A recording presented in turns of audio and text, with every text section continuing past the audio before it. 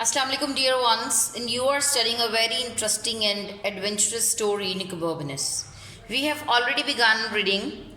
We met with the characters Nicobobinus and his best friend Rosie and come to know that they are going to have an adventure by discovering the land of dragons. Rosie, early in the morning, comes to Nicobobinus' doorstep and throws little pebbles to awake Nicobobinus. So let's read to know what's next. Well, Nicobobinus says, "What for?"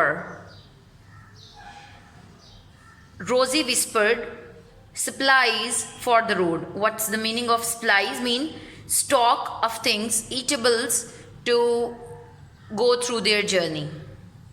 "Where are we going?" asked Nicobobinus. "We are going to find the land of dragons," whispered Rosie. "Don't you remember?" "Oh, I thought you might have forgotten about that," said Nicobobinus. As Nicobobinus doesn't want to go on this adventure, but Rosie pursues Nicobobinus to have this adventure through the land of dragons. "No fear," said Rosie. "It's one of the best ideas I've ever had." "What about the wedding?" said Nicobobinus. "Come on," said Rosie.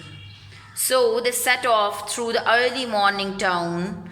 When they got to the end of the narrow street, narrow mean the street of a small margin, where they lived, they met a night watchman who said, "Where are you two going at this hour?" Mean, where are you going at this time? "We are going to look for the land of dragons," said Nicobobinus. "You can't do that at this time of the morning," said the night watchman. But before he could grab them, before he could catch them or clutch them, Rosie and Nicobobinus were sprinting away as fast as they could. They ran from there. As they didn't stop running until they had crossed 3 bridges and tripped over a dog that was lying asleep under a garden wall. They fell and they stumbled over a dog who was sleeping under the wall of a garden. Rosie's bottle of lemonade smashed against the wall, and the dog leapt to its feet, means it jumped to its feet, barking as if it had thought dog's doomsday had arrived, dog's last day had arrived.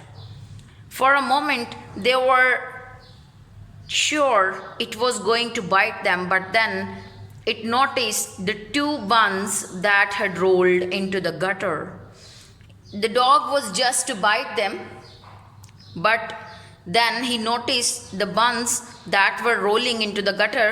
He ate them up quickly, it wolfed them down, barked "thank you," and ran off to tell its friends. "We are not going to get far without supplies," said Rosie gloomily. She said sadly that we can't carry on our journey without eatables. "I wonder if I could pick a few of those," said Nicobobinus, gazing up at an apple tree on other side of the garden wall. Nicobobinus stares at the tree that is growing next to the garden's wall, and he wishes that he might pick a few of the apples from that tree. "Of course you can," said Rosie. "Stand on my shoulders." So Nicobobinus stood on Rosie's shoulders and climbed onto the wall, but the tree was further away than he thought. And as he reached out, he lost his balance and fell with a crash down into the most magnificent garden he had ever been in. The garden was impressively beautiful. And Nicobobinus fell into the garden with a crash as he lost his balance while standing on the shoulders of Rosie. Nicobobinus looked back up at the high wall, but there was no way he could climb back. "What am I going to do?" he yelled, he cried. "You will think of something," Rosie yelled back, crossing her fingers very hard. "Oi," said a voice behind Nicobobinus. "I think someone has come to catch him up." Nicobobinus didn't stop to look who it was. He ran straight into a tree.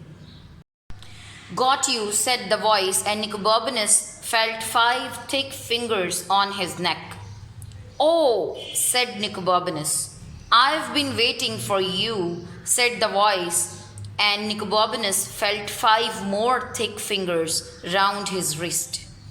But Nicobobinus, instead of trying to run away, doubled himself up and went backwards as fast as he could. So the man's legs were knocked from under him and he landed in a pile of leaves.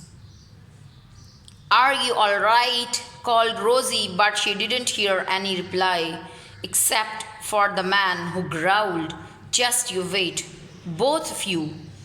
"Oh dear," said Rosie. "Sounds like trouble," and she was right. So we have completed the first chapter of reading where some men are behind Nicobobinus and Rosie as they have caught up Nicobobinus while walking through the magnificent garden. So see you tomorrow inshallah with the next lot of reading. Till then, wait and think what is going to be happened with Nicobobinus and Rosie and what sort of trouble they are going to face. Till then, take care. Allah Hafiz, students.